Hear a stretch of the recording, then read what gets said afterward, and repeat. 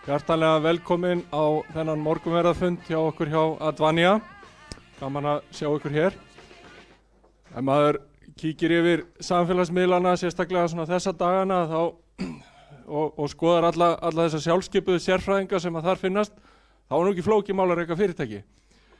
Eina sem maður þarf að gera að koma ótrúlega vel fram við starfsfólki og veita frábæra þjónustu og passa að tekjurnar sé aðeins hærri en gjöldin. Þá þetta bara komið, þetta ekki þannig? Við ætlum svo sem ekki að fara yfir alla þessa þætti það hvernig á að standa að rekstri fyrirtækja. Við ætlum að beina sjónum okkar að einum þeirra, það að segja þjónustunni og því hvernig þjónusta og það að hugsa vel viðskiptavinna og vera í góðum tengslum við þá getur verið leiðin til vaxtar fyrir fyrirtæki. Við erum búin að fá hingað til okkar helling af flottu fólki til þess að segja okkur aðeins frá vegferð fyrirtækja hvað það varðar og ýmsum lausnum sem að hægt að nýta þar. Ég ætla að afhenda keflið yfir til hennar Sigrúnar Ámundadóttur sem ætlar að stýra þessum fundi. Ég þykist vita að það verða 4 umræður þannig að það eins gott að það sé styrk stjórn. Þannig að og þess vegna erum við með styrka mannesku til þess að sjá að það sé eitthvað system í þessum galskap hérna. Sigrún, gjörðu svo vel. Takk fyrir.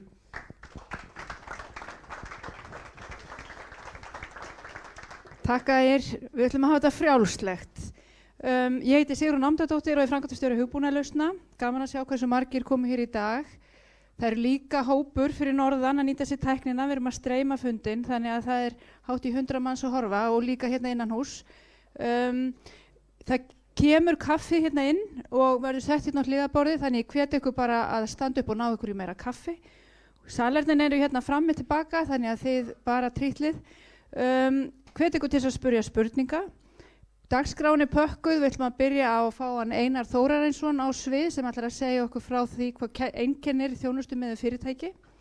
Hann Hákon frá Æslander kemur næst og segir okkur frá þeirri þjónustuvegferð og bestun þjónustuferla, þeirri vegferð sem þeir hafa verið í. Og síðan kemur Salesforce teamið upp og Emily, welcome. You will present the Salesforce team and present what the customer relationship management is all about and how we can use the technology to act in our favor. So, takk og næstur á svið er Einar Þórarinsson sem ætlar að segja okkur hvað einkennir þjónustumiðuð fyrirtæki.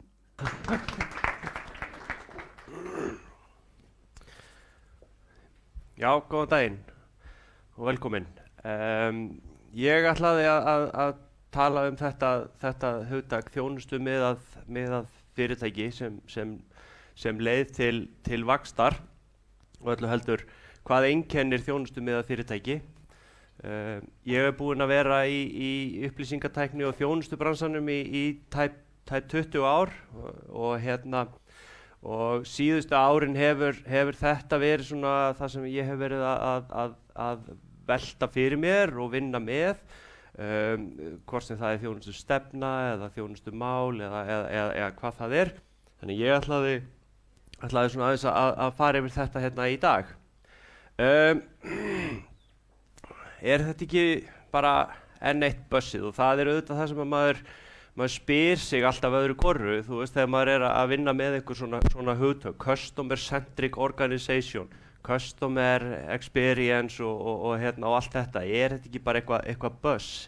Er eitthvað raunverulega á bakvið þetta? Skiptir þetta einhverju máli þessir hlutir? Og ég er náttúrulega mjög sannfærður það og ætla að sýna ykkur svolítið fram á það, allavega hvernig við erum að vinna með þetta hér. Auðvitað er það þannig að öll fyrirtæki og það liggur í hlutarins eðli að þau leggja áherslu á að þjónusta viðskiptavini með einum öðrum hætti en það hvernig þau skipuleggja sig, hvernig þau nálgast viðfangsefnið, innra starfið og allt saman, það er svolítið það sem ég ætla að segja ykkur frá hvernig við höfum verið að vinna hérna hjá Advania. Við erum að vinna eftir ákveðnu leiðarljósi. Þetta leiðarljós kom inn með eigendum, nýjum eigendum, það eru eigendaskipti á félaginu 2013-2014 og þá komu eigendur inn með bara eigendastefnu, bara sterka sýn á það hvernig þeir vildu og vilja sjá félag eins og Advania vera rekið og fyrir hvað það á að standa. Og það í rauninni þetta módel hér, er þetta módel sem svona salin, er þetta módel sem flestir þekkja og hafa séð þennan þríhyrning áður? Það svona, einhverjir, já, sumir, ok. Þetta í sjálfu sér 20 ára gamalt módel, það var gerð sem sagt rannsókn, held bandarísk, á því sem sagt hvað einkennir framúrskarandi fyrirtæki sem eru framúrskarandi á sínu sviði. Og í stuttu máli að þá var niðurstaðan sú að það sem einkenndi þessi fyrirtæki var að þetta var brotið niður á sem sagt rekstur. Þau voru snjöll og góð í rekstri, þau voru leiðandi í vöruþróun og þau voru leiðandi í þjónustu. Og módelið í rauninni segir það að þú þarft að vera sem sagt samkeppnishæfur á öllum þessum ásum, en það sem einkenndi fyrirtækin sem sköruðu fram úr var að þau voru framúrskarandi á einhverjum einum þessara ása. Og ásinn sem að við erum í rauninni að vinna með og vinna eftir þessi hér sem kallað customer intimacy, og þar í rauninni verið að horfa á við getum sagt langtíma virði í viðskiptasamböndum. Það verið að horfa á það að hafa þjónustuna aðlagaða að einhverju tilfellum hverjum einasta viðskiptavin, en allavega að geta unnið mjög markvisst með hópa viðskiptamanna og það sem einkennir þá innbyrðis. Þetta var skal ég ykkur segja mikil breyting 2014 því að fram að því að þá hafði Advania svona á stóru leyti skilgreint sig sem tæknifyrirtæki og stjórnendur hér skilgreindu sig líka bara sem tæknistjórnendur og þess áttar, þannig að þetta var svona svolítið sjokk. Og það sem að við gerðum mjög fljótlega til þess að svona vinna með bara þessa svona kultúr og hugafars breytingu var þetta hér í rauninni að benda á og rauninni og setja okkur svolítið í spor sem sagt viðskiptavina og settum upp þannig vinnustofu. Þessi hugmynd í rauninni og sækir í þennan fræga bókartitil bendir einfaldlega á það að viðskiptavinir, þú veist hverjir sem þeir eru, að þeir þekkja sína starfsemi ákaflega vel, hafa eðlilega fyrir henni ákveðin metnað, þekkja sína þarfir, sitt umhverfi, sinn markað, en fyrirtækin hinum megin, og þá ég bara að tala fyrirtæki sem eru að veita þjónustu, að þau hafa mikla þekkingu á einhverju afmörkuðu ákveðnu sviði og hafa jafnvel bara ofboðslega einlægan og mikinn áhuga á því sem þau eru að gera. En þau hafa oft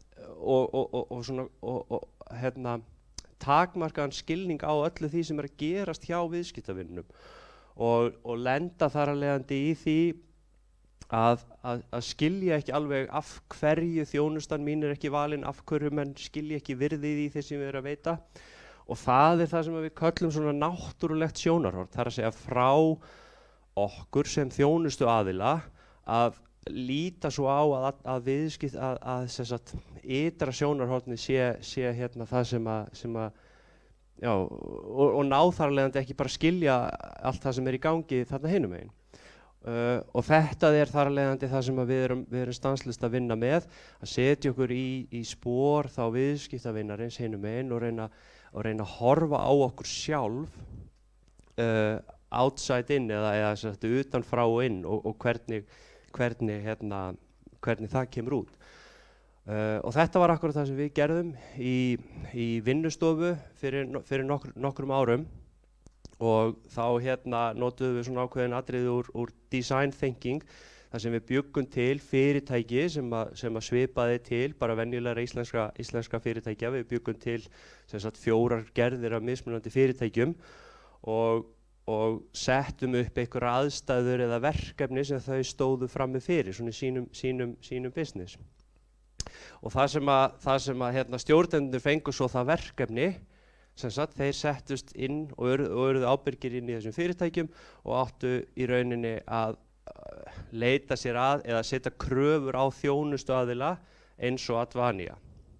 Og það merkilega sem kom út úr þessari litlu vinnu var að kröfurnar sem sagt, við sem stjórnendur, þegar við settumst hinum megin við borðið, þær voru bara mjög svipaðar og í rauninni bara öllu leyti eins, og við höfðum áður í rauninni svolítið hort á að væri stundum svolítið erfiðar og ósangjarnar og svona þungar kröfur.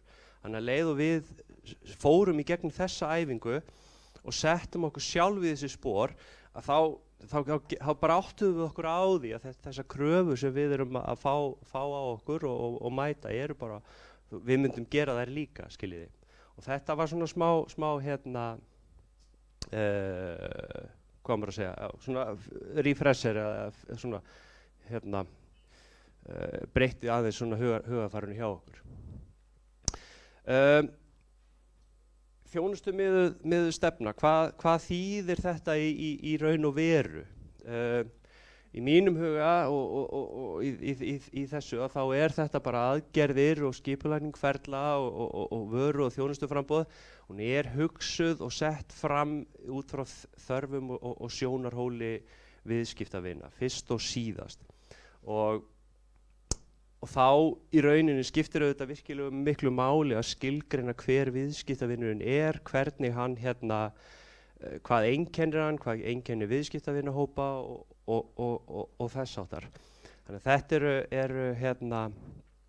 eru auðvitað hlutir sem að fyrirtæki verður að hafa gott grip á. Nú við í þessari vinnu að þá skiptir þetta alltaf öllu máli.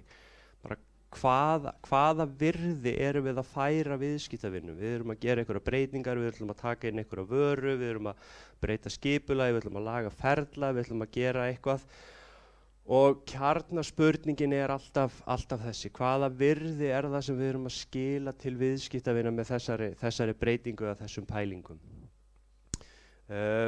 Og til þess að halda okkur við efnið í þessu, af því að það hægt að fara með þetta út víðan völl, þá höfum við rákust við fyrir nokkrum árum á módel sem að ég ætla að kafa aðeins ofan í, sem að hjálpar okkur svolítið að kjarna þessa stefnu og tengja þetta saman, því að þjónustustefna ekkert einhvern veginn öðruvísi eða mjög frábrugðin mannauðsstefnunni eða í þversögn við eitthvað annað. Hún þarf svolítið að binda þessa hluti saman. Þetta módel frá amerísku fyrirtæki sem heitir Temkin Group og fyrirtæki sem sérhæfir sig svona í viðskiptavinu upplifun, customer experience, og fer í þessa 4 þætti, purposeful leadership sem þá leiðtogarnir, customer connectedness eða hlusta og skilja viðskiptavinin raunverulega, hvað þú ert að gera, fyrir hvað stendur, compelling brand values og employee engagement, sem þá í rauninni bara vinnu eða fólki sem að veita þjónustuna, hvernig það virkar. Og ég byrjum á þessu, þar að segja fyrir hvað stendur við, og þetta auðvitað eitthvað sem þarf og til í hverju fyrirtæki, að hafa eitthvað svona meiri tilgang. Þetta getur verið óbúslega erfitt í þjónustu fyrirtækjum sem eru að aðlaga sig mikið þau eru bara að vinna eftir þörfum hvers og eins viðskiptavinnar. Þannig að það svona einhver stærri tilgangur týnist oft. Ég sjálfur mikill svona tilgangskall, ég þarf að hafa eitthvað aðeins meira frá degi til dags heldur en bara mæti vinnuna og klára tölvupóstið minn og einhver mál og mæta fundi. Þannig að ég hef verið mjög áfram það innan þessa félags að við séum svolítið að vinna og horfa og búa okkur til eitthvað meiri tilgang. Þetta í fyrsta skipti sem að við, þetta inn á við eins og þið getið ímyndað ykkur, það sem við erum að vinna með í svona okkar inn á við, en fyrsta skipti sem að við sýnum þetta svona eitthvað út á við. Og sem sagt, samstarfsaðili upplýsingatækni er auðvitað eitthvað sem þið sjáið í kynningar og auglýsingaefni okkar, en þetta hlutverk að við lítum svo á að okkar hlutverk og tilgangur sé að efla samkeppnishæfni íslensk atvinnulífs, og það er auðvitað mjög lofty og stórt viðfangsefni, en það er í rauninni margt af því, og ef við hugsum bara hvað við erum að gera og hverja við erum að þjónusta, að þá er það auðvitað fyrst og fremst íslenskt atvinnulíf, og okkar keppikefli á auðvitað að vera bara tryggja það að við drögumst ekki aftur úr í því. Og svo eru það auðvitað gildin okkar sem eru svona inn á við hlutur, og það er svona þá hvernig við gerum þetta. Það næsta í þessu er það sem að kalla purposeful leadership, og þá er það skiptir það auðvitað máli að hafa þá eitthvað tilgang inn í félaginu til að byrja með, þannig að þú getur tengt þig við hann. Og þetta er quote sem er svolítið gaman að rifja upp eftir Richard Branson. Clients do not come first, employees come first. If you take care of your employees, they will take care of the clients. Og þetta er hlutverk stjórnenda, og við settum fyrir ofan, þetta er mannustefnan okkar. Þetta er stefnan í rauninni sem við erum að vinna eftir fyrir stjórnendur. Það er að segja að ráða og hlúa að hæfu fólki sem saman skapar lifandi vinnustað. Það er ekkert meira og ekkert flóknara við það. Þetta er kjarnin í því, út frá þessu og vinnum með okkar stjórnendaprógram inn og út. Aðeins kannski meira það, þetta er margt á bakvið þetta, en ef við værum á mannauðsfyrirlestri þá myndum við dvelja aðeins við þessa, en við erum með leiðtogamódel sem gengur út á það að við köllum þetta vita, virkja og þjónusta, og þarna er í rauninni verið að þjálfa og vinna með stjórnendur á mismunandi þáttum, þannig að þeir geti mótivera sinn hóp, náð fram árangri á sínu sviði, og þá á móti þeirri stefnu sem við höfum verið að vinna og leggja.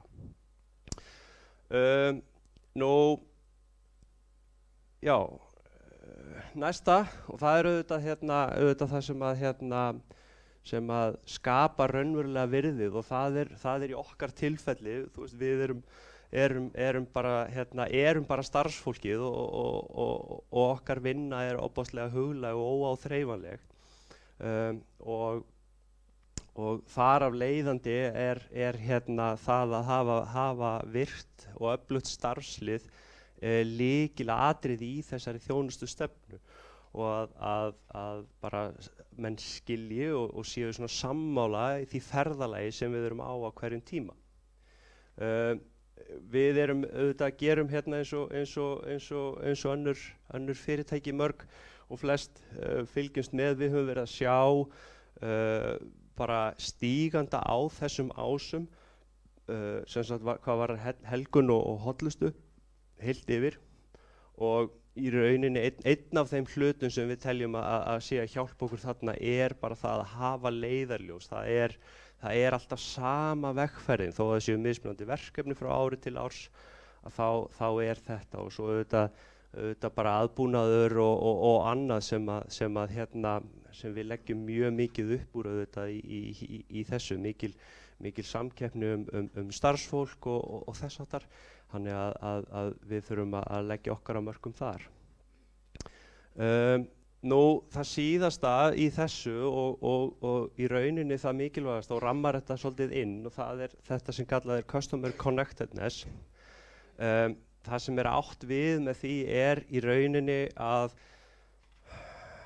með skipulögðum hætti, ekki bara að vera til staðar og hlusta og mæta á fund og skrifa niður ykkur á punta og hvernig það er, með skipulögðum hætti að nota endurgjöf, nota það sem þú heyrir og sérð inn í starfsemina.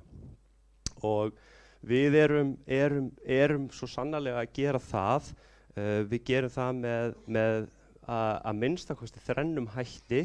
Það í fyrsta lagi og það svona það bara við fylgjumst með bara ímynd og vörumerkinu, hvernig hvort fólk þekki það og hvort það hafi jákvæð og neikvæða ímynd, og þetta svona bara típist svona markaðs við erum fylgjast með því svona bara markaðslega, hvernig þetta hver ásjón okkar bara í samfélaginu í heild. Næsta, og það höfum við og erum í rauninni að safna sem sagt þjónustumælingum, og gengur bara þannig fyrir sig að þegar við erum að klára bara afgreiða þjónustumál fyrir viðskiptavini, að þá geta þeir gefið okkur bara einkunn, sem sagt svona stjörnugjöf eða broskalla og opin svör. Og þessu miðlað mjög reglulega, tekið saman mánaðarlega. Þetta reportað, út úr þessu kemur ákveðið skor, og við reportum þessu bara svipað og fjárhagstölum. Þetta tekið fyrir á sömu fundum. Þannig að við erum með reglulega einkunn hvernig okkur að ganga í þjónustunni. Og í þriðja lagi að þá erum við og tökum svona perceived value rannsókn, þar að segja að þá erum við að skoða hvernig og hvort að hvaða virði upplifa viðskiptavinir, og þá erum við að spyrja kaupendur þjónustu af því að vera í viðskiptum við Advania. Og þetta árleg rannsókn sem við höfum verið að gera, og hún hefur verið að færa okkur svona miklu dýpri skilning á því hvernig við þurfum að breytast og hvernig við þurfum að aðlagast. Við erum búin að keyra þetta í 3 ár, og í fyrsta skipti sem að við fengum þessa niðurstöðu, og ég get alveg sagt það, þá var það ákveðið sjokk fyrir okkur, stjórnendateymið. Við vorum búin að vera að gera okkar mati ágætis hluti, en kaupendurnir, þeir sögðu okkur svo sannarlega að við værum ekki að standa í rauninni jafnfætis markanum, skiljiði. Við erum reyndar að okkar afsökun, það var alltaf með afsakanir, okkar það, og þeir sem að hjálpa okkur með þetta, sænskir aðilar, að þeir benda okkur á það, og við megum ekki berja okkur of hart, því að það oft erfiðara fyrir fyrirtæki sem að veita þjónustu á mörgum sviðum að vera með framúrskarandi þjónustu eða framúrskarandi mælingu. Ég hef sagt að það sé bara erfiðara, ekki ómögulegt, og það mjög mikill munur þar á, og það það sem við erum að vinna með hér. Nú svo auðvitað það þannig, og í þessu félagi að stjórnendur og við erum með skilgreint prógram þar sem að stjórnendur í rauninni bara ábyrgir fyrir einstökum viðskiptasamböndum. Stjórnendateymið hjá okkur viðskipta og þjónustu stjórarnir í völdum og nefndum samböndum, og það auðvitað gefur bara svona beint feedback inn í það hvernig þjónustan og bara hvað þarf að taka á og hvað þarf að laga. Þannig að þetta eins og við segi, módelið. Spurningin auðvitað ósvarað, virkar þetta, skilar þetta einhverju? Ég segi bara resounding já, og tölurnar tala sínu máli. Þjónustukönnunin eða virðiskönnunin sem ég var að segja að við höfum verið að hækka okkur meira, það að segja virðið upplýsingatækni fyrirtækja á Íslandi að batna, skiljiði, bara heilt yfir, og það svarta línan. Við höfum verið, og við ýktum þetta svolítið bara hressilega til þess að sýna þetta svona, en við höfum verið að bæta okkur meira og við höfum verið að draga á, og það auðvitað okkar keppikefli að krossa þessa línu og gott betur en það. Þjónustumælingarnar, þær í rauninni, og þetta bara dæmi úr einni þjónustumælingu, við framkvæmum nokkuð margar á hverjum tíma. Þessa byrjuðum við að keyra í apríl og þetta ekkert óalgengt að þegar við byrjum að mæla eða kanna fyrir ákveðnum hlutum að þeir byrja eitthvað staðar og það kemur svolítið bara fyrstu 2-3 mánuðunum kemur svaka bæting og það er bara vegna þess að þá erum við komin með opin svör, við erum með feedback, við erum að taka samtalið inn í þeim hópum. Og síðast en ekki síst að þá sjáum við og við attribútum eða sem sagt tölum það að sem sagt á þessum tíma sem við höfum verið að vinna þetta þá hefur afkoma félagsins frá 2014 að þá hefur hún nær tvöfaldast og auðvitað eru margir þættir í afkomi, ég ætla ekki að segja eins og Ægir sagði í upphafi, það er ýmislegt sem það er einfalt að reka fyrirtæki. En einn af þeim hlutum í okkar tilfelli er sem að við þökkum í rauninni ágætan árangur er þessi stefna á þetta persistency sem að við erum með. Aðeins í lokin vítamíni sem að heldur okkur raunverulega við efnið og það er við notum feedbacki úr þjónustukönnunum með mjög virkum hætti og mér langaði bara í lokin að deila því þetta er það sem að heldur okkur gangandi, þetta er það sem að keyrir okkur áfram og auðvitað valdi ég hér að draga upp það jákvæða sem við fáum, það neikvæða er ekkert síður mikilvægt, það er bara fer ekki alveg vel á glæru en þetta er bara dæmi það fjölmarga sem að koma í gegnum opin svör í þjónustukönnunum. Já, þannig að meira er það ekki, ég þakka fyrir. Erum við að taka spurningar beint Sigrún eða ef það eru?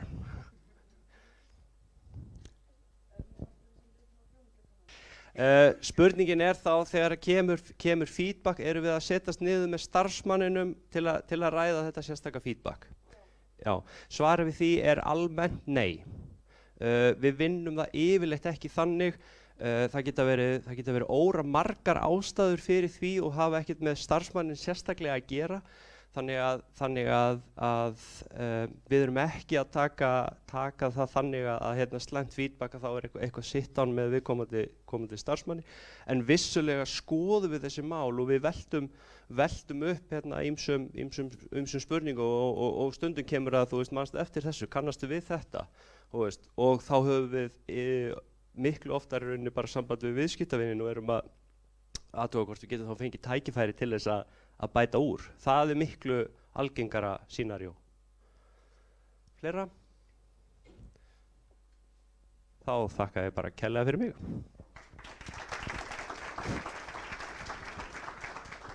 Takk Einar. Næst fáum við á svið Emily Sibanov from Salesforce. She will present the Salesforce team as well as our next lecturer. So thank you. Thank you.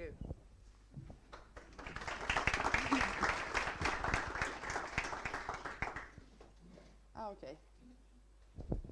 My slide got lost in translation, I can tell. But no worries. Hi everyone, my name is Emily Sibanov. I am Swedish, that's correct. And I'm a part of the Icelandic Salesforce team.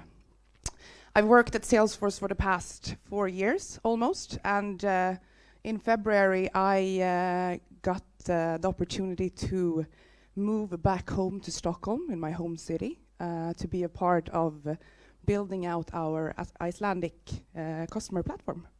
So I said, of course, yes. I used to work in Dublin, which is our European headquarters. Salesforce is originally an American company, and we're approximately 30,000 employees today, worldwide. We have approximately a 10.5 billion revenue. Yeah, that's what happened in Q4 last year. We used to be just a CRM, as people said, but nowadays we are more a customer success platform. That's usually what we call ourselves. So a fantastic example, and thank you Icelandair for taking the time to tell what you're doing with us. I didn't get it all, but it sounded nice. I like the percentage numbers. Fantastic. Oh, sorry.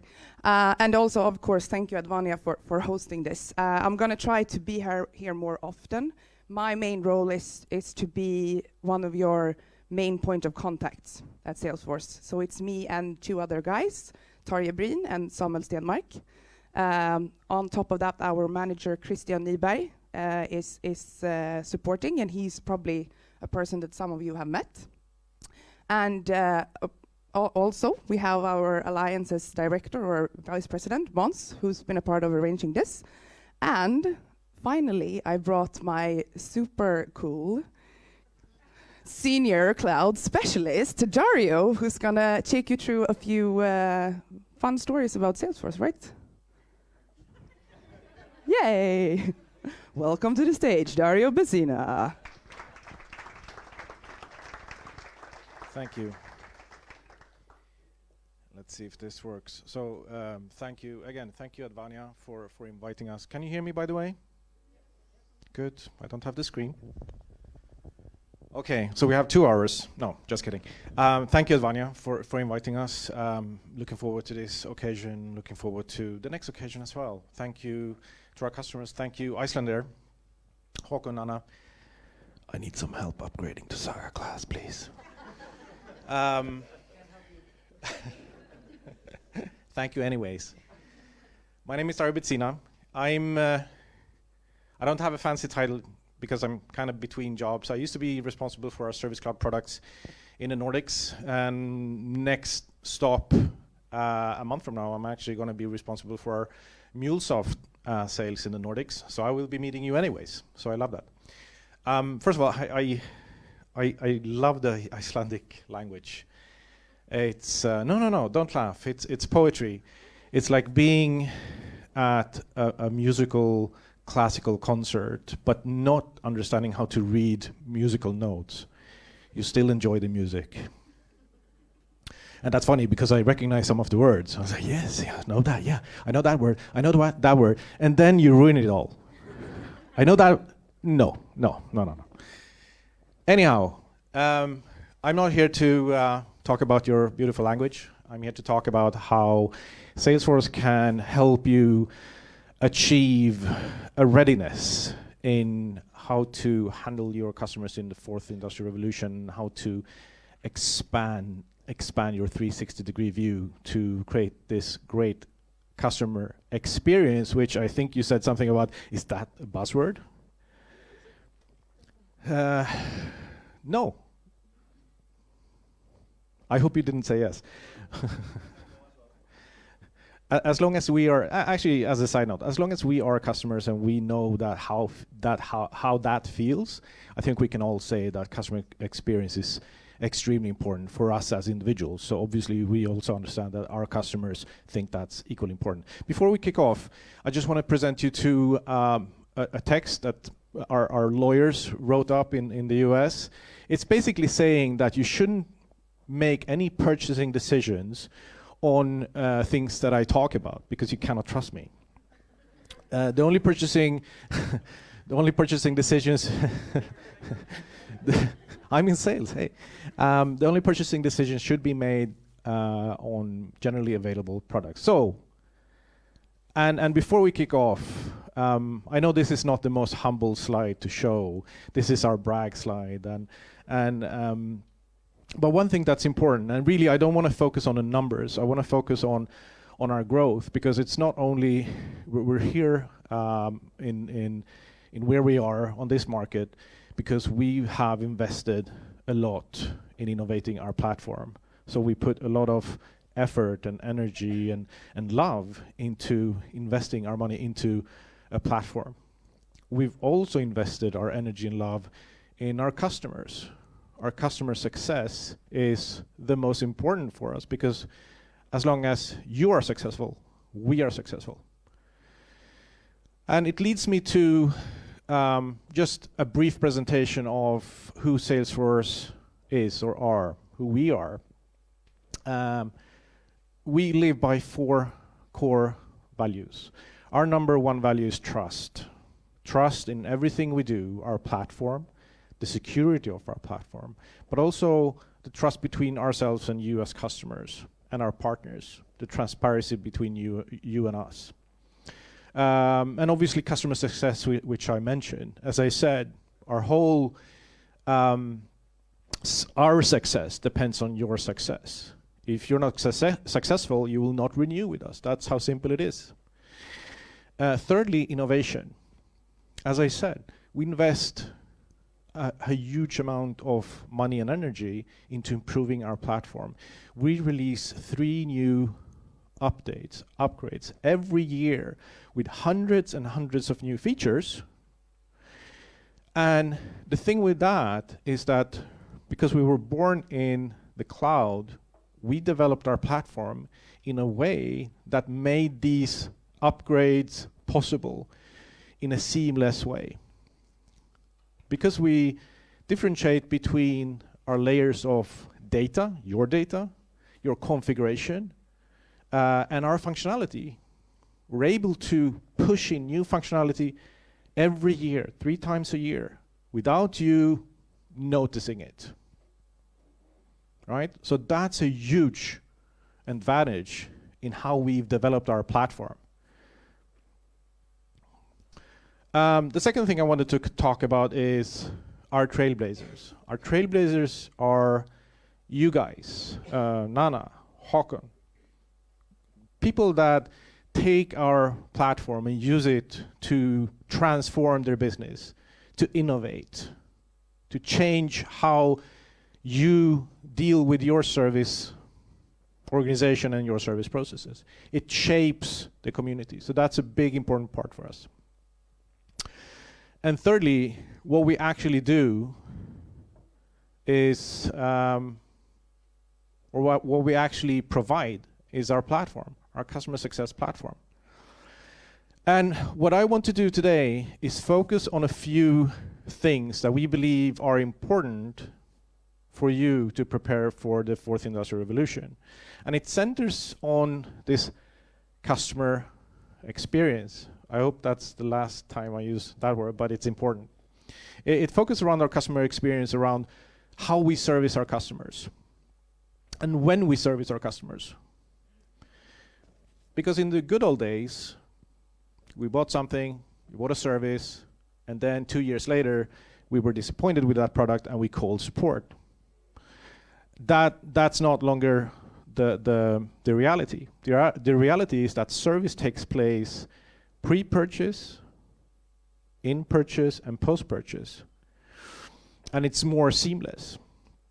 So that's why service is in the driver's seat compared to 10 years ago, 15 years ago. And I'm also going to talk about how intelligent customer 360, as we call it, may shape the way that you provide an even more expansive customer experience. But we're all moving forward.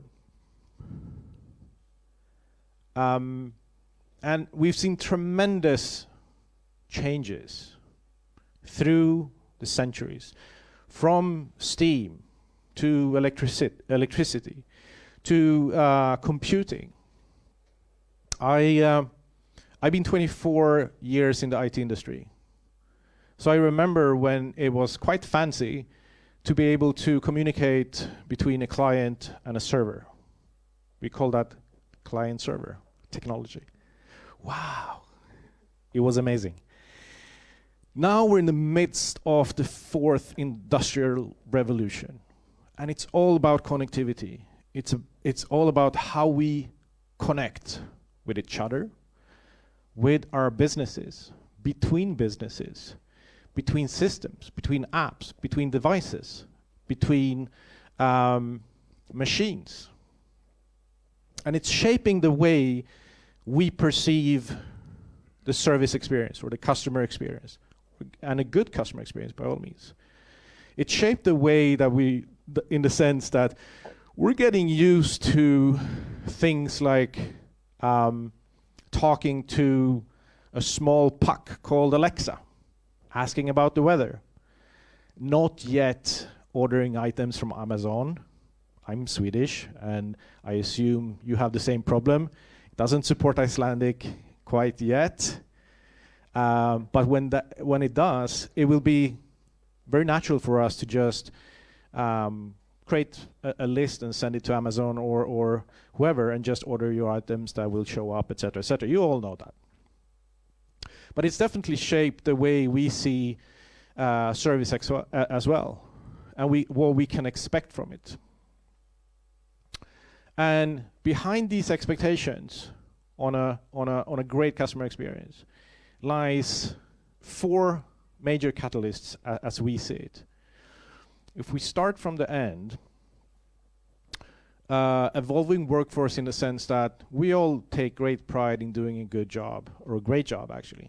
So the tools that we use for that becomes more and more important. I will not pay any attention to that topic today. Next one from the right is digital channels. As I said, we come to expect that we can communicate with our business service provider and product providers in the same way as we talk to our kids or our friends over social channels or digital channels or text or whatever. So we need to adapt as businesses, of course. The third topic is automation. As our expectations increases on how we expect a great customer service experience, the costs go up as well. And companies are definitely not prioritizing just linearly scale up their support or service organizations just because people start communicating with them more, right? So we need to keep costs in check. So automation becomes important. I'll come back to that, but typically things like chatbots is becoming really mainstream, and not always language dependent, which is good news. Lastly, integration. Integration, and I'm going to focus a bit on integration because that's really the route to a more expansive 360-degree view of your customers, which we believe to be one of the golden keys in providing this expansive customer experience. So I'm going to focus a bit on that. And I'm going to start by showing you a 360-degree view of your customer. No. Is it? Not really, right? So we've all talked about, and especially from our side, from Salesforce, we've always talked about the notion of connecting the dots, connecting what you have, connecting your sales information with your service information, with some marketing information to kind of create a 360-degree view of your customer. And we've helped you in a sense that we've pulled data into Salesforce, we've connected Salesforce to other systems, and we've been pretty good at it. We've been pretty good. But we've seen that there's still challenges. There's still challenges that prevents us from expanding that picture of that customer. So things like disparate data sources spread across systems. That's still a challenge today for many companies. And I can't believe I'm saying this. It's 2019 and I'm standing on a stage still talking about integration issues like database connectivity, application connectivity, the fact that we now store data across clouds and not only in our basements on premise. So these challenges are still very, very valid in this time. The next challenge as we see it is that many times we're lacking a common ID. Now, you will say on Iceland, we have our social security IDs. That's the same for Sweden and for many other countries. I still haven't seen organizations that have solved all their integration problems just because they have a primary key. So it's still a problem, especially when we consider that a lot of the data is anonymous, depending on the kind of business you have, obviously, but let's say a B2C scenario where your customers are in a pre-purchase mode, you might have a DMP full of valuable data about a customer, not necessarily Håkon with his social security ID. So it's still an issue. The next challenge is that we have a need to mix and use both persistent and real-time data. We've been really good historically at collecting, extracting data in our batch processes, ETL process. Every week, extract that data from our different source system, operational systems, and putting it in a data warehouse. And then, sorry, I thought it died on me. The microphone went, enough is enough. I can't stand this bullshit anymore. So we used to be really good at extracting all the data from our different operational systems and then putting it in our data warehouse. And at the end of the week, we understood, whoa, this customer is about to attrit. This customer is about to change. But that was too late because that customer changed on Tuesday, right? So that becomes more and more important that we can integrate and manage that real-time data as well as soon as it appears to be able to make split decisions. And that's the thing with this expansive 360, complete 360-degree view of a customer, that it's not only about collecting the data to get it, but you need to do it right away.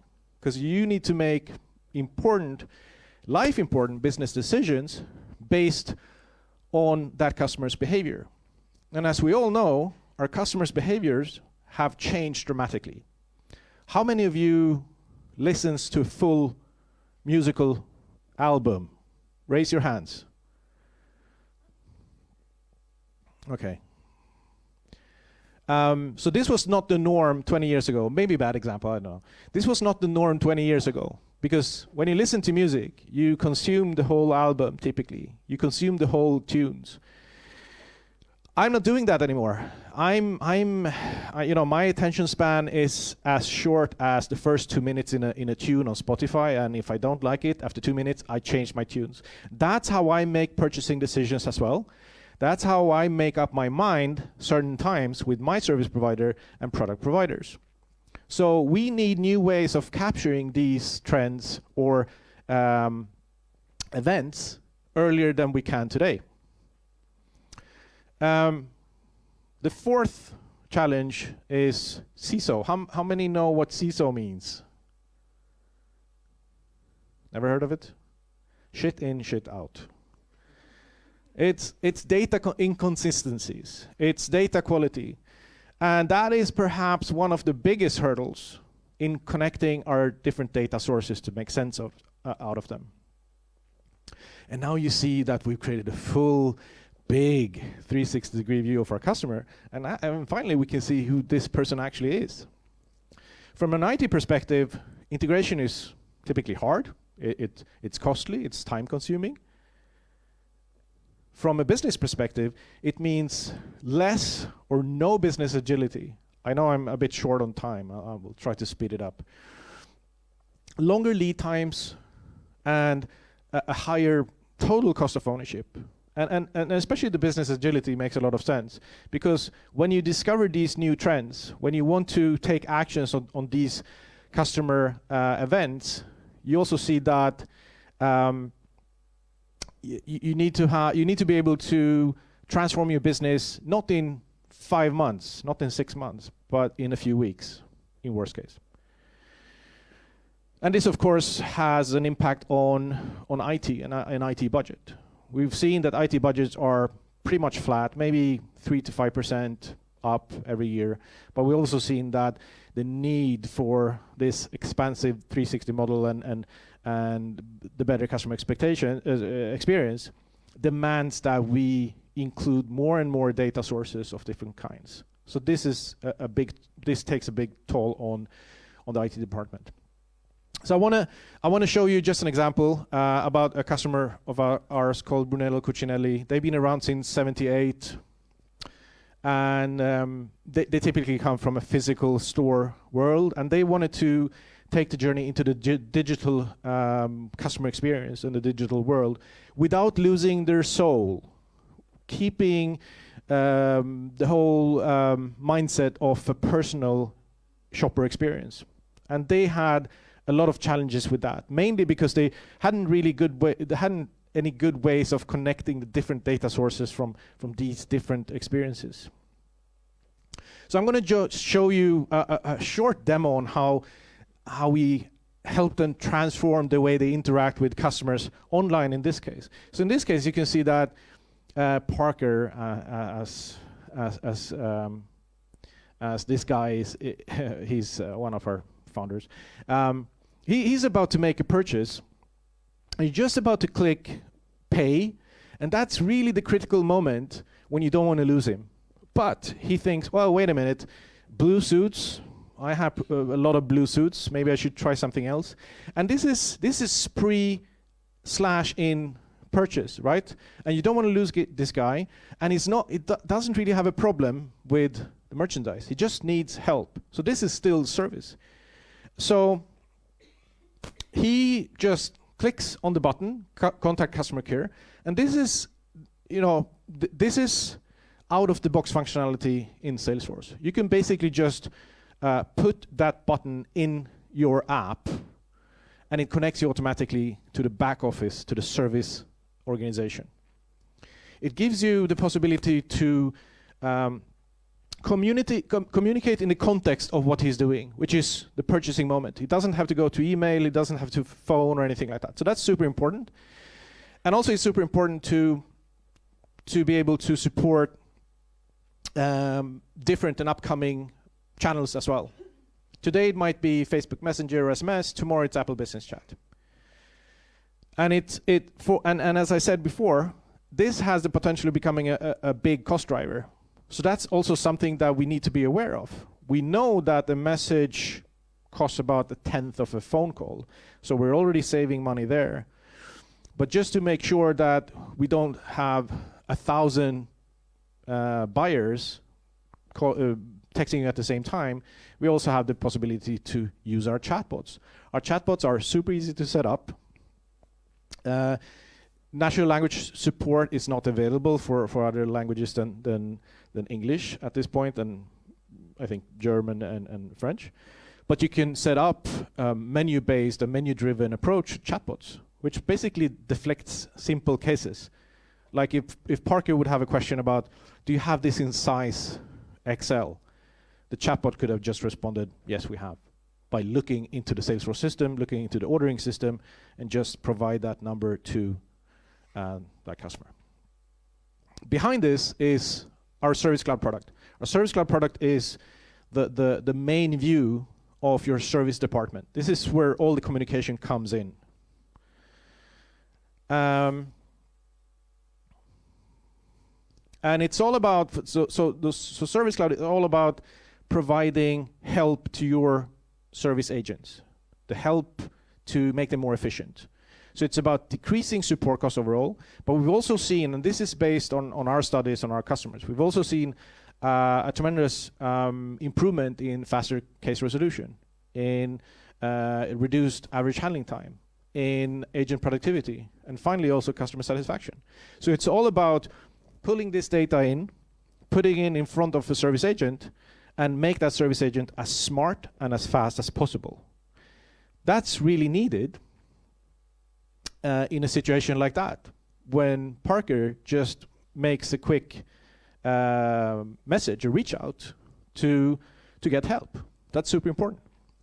But we also have to understand, as I said, that to help him in the best possible way, we need to pull in data from all different sources.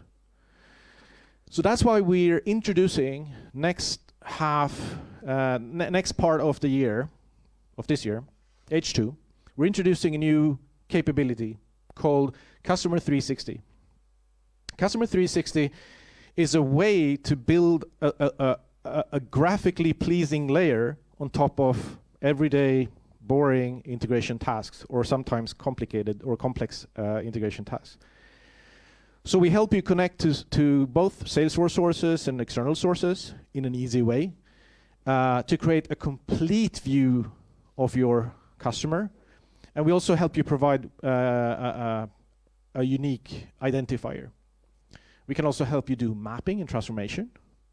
And it's very easy and and efficient to do this, even if you're not on IT. So the whole purpose of this is to let you guys take over the power from IT, in a sense, and kind of help IT to build the transformations that you need, to build integration, to build a customer 360 that you need. So just quickly go through the Service Cloud console, as it's called. How many of you have seen this before? A few. Okay. So this is at the core of what you see as a service agent. This is built out of modules that you can move around graphically. You can drag and drop the modules that you need to create the perfect view, the perfect customer view. In this case, it's about the conversation. We can show who this person is because we know him. We have his contacts, you know, and we have his purchase history. But we may not have all the information to help him choose a better color.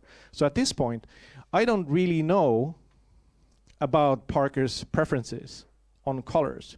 So what I would like to do is to bring in data from our commerce system and make sense of it.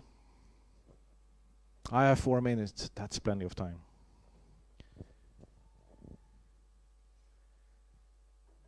So as you can see, it's a non-technical interface, to put it in quotation marks. And I select Commerce Cloud. The video is pretty slow. I talk faster than the video. Because we're a company about trust, of course, we need to allow them to do that. That's fine. When we've done that, we can see that, okay, that's great. We actually added input customer records. So we've added information to the mix. Now we have a better chance of helping this customer because now we also have the information about previous purchases from the commerce system. Let's move on. So underlying is our new acquisition.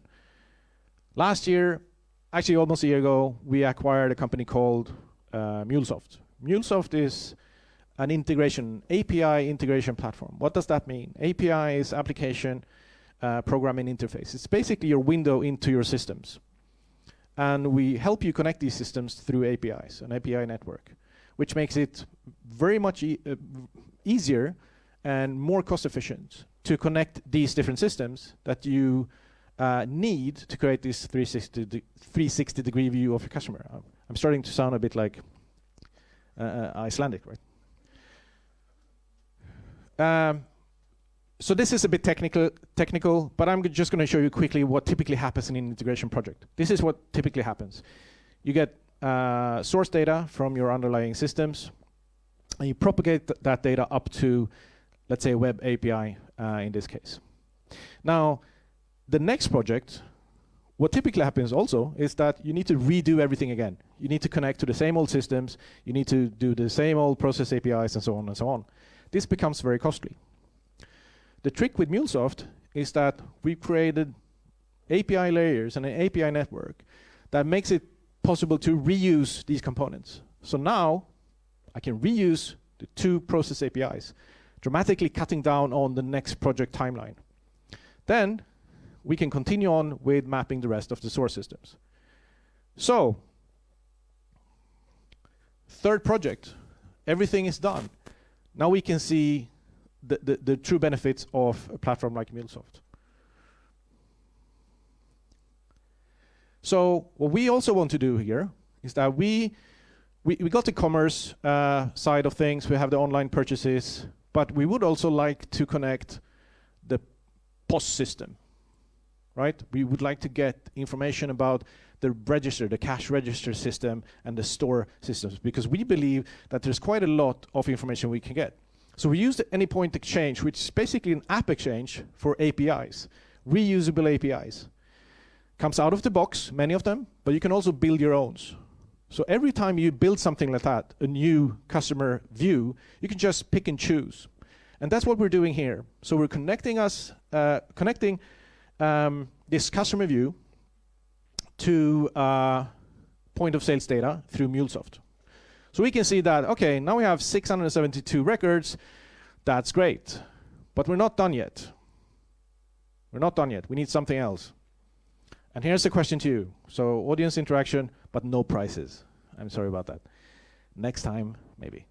What's the number one reason for failure when integrating data from multiple systems? Anyone? Yeah, in a sense. Well, good, close enough.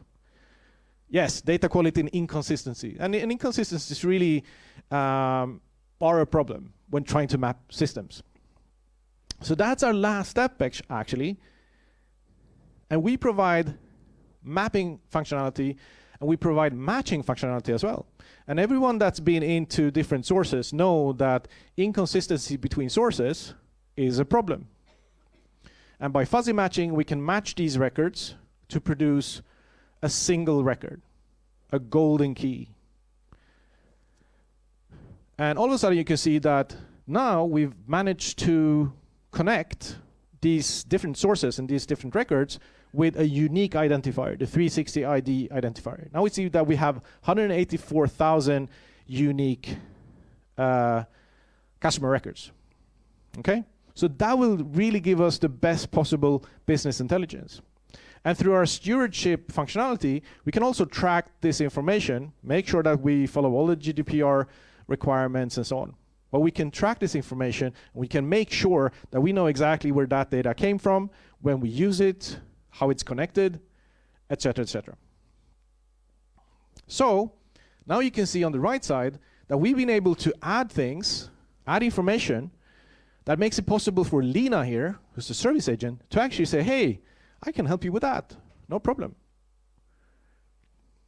And because everything is connected through MuleSoft, instead of him having to update his order, she can do it for him, because that's a part of the buying experience. That's a part of the great customer experience. So with this, you've really increased your chances of Parker hanging along and buying this merchandise.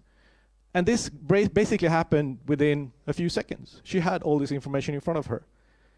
What if she would have to wait for a week before she knew what Parker really was, what kind of customer Parker really was, that he actually liked gray suits? So that was a quick run through of our next project, our next capabilities around Customer 360. But it's something that you basically can start with already today. And just to summarize a bit of what we've seen here today, I know it's been quick and short. I've been talking a lot about the challenges, but I think those are important. I showed you service and how we can put service in the context of a purchasing experience, not only a traditional call center experience. I showed you how integration plays a big part in creating that 360-degree view of that customer. And I showed you how we can extract information from our commerce system, from our underlying systems, to create this 360-degree of the customer. 3 minutes over, sorry for that. Thank you again, and I hope this was useful. I hope you found, I'm coming to that. I'm not gonna give them too much time questions. Maybe they ask me hard questions. So, yeah, let's go to questions. I'm sure it was crystal clear. Any questions? Yes?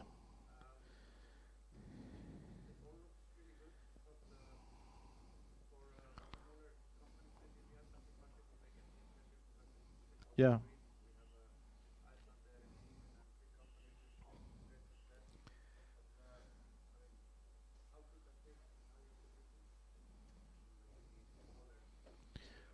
That's a really good point. I can point to Emily and say that we have about 50 smaller customers, and is it 30 mid-sized customers? And when we talk about small customers, we mean the smallest customers. And that is the beauty of our services. That's our beauty of the customer success platform, that it can be used by a two-man company or two-woman company, or a 10,000 employee company. You will get the same functionality, you will get the same type of functionality. Obviously, you wouldn't need everything, all the functionality, if you're a two-person company. But it's the same technology. It's the same easy way of implementing. And one thing also to set us apart from other technologies is that what we've been very successful in is the way we structured our platform is that it takes a lot less time to implement it typically than other systems. We say it's about 5 times the speed of implementation. And the reason for that is that it's based on configuration. It's not based on the fact that you need to sit down and develop, and 6 months after you have an implemented system, or even 12 months later. Instead, the focus is on business change or transformation. The focus is on the softer parts of implementing. This is where people like Advania really can help, and our people as well. But the focus is not on getting the technology to work. It works. It's out of the box. It's configuration by dragging and clicking and configuring, not coding.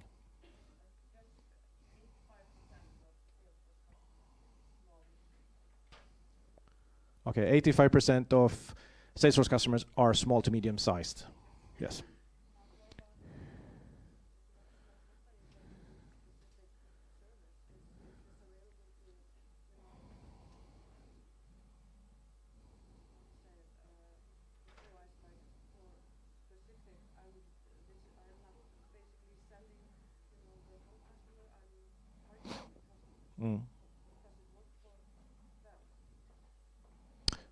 So for a part of the customer journey, is that what you're saying?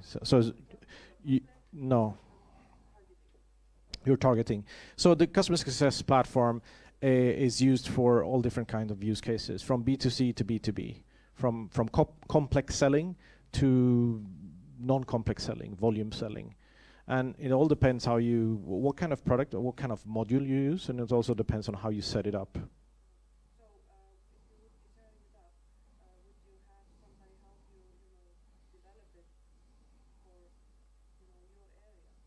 Yes, not develop, because that implies coding, but configuring it. Yeah, absolutely. You would get help from the guys at Advania, for example. Okay.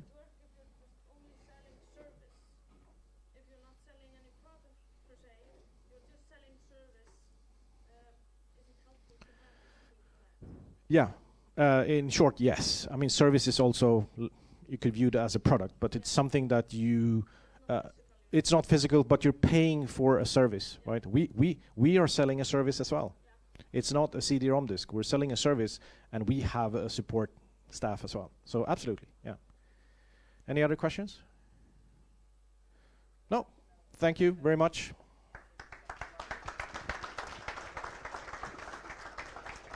Thank you, Dario. I forgot to allow for questions for Icelandair. If there are any questions for Icelandair, then please, sorry for that, we forgot. But otherwise, the team, both from Salesforce and our Salesforce team and Advania Advice will be here outside after the meeting, so please ask them questions. Please do so. Another cup of coffee, and otherwise, thank you for today. Bye.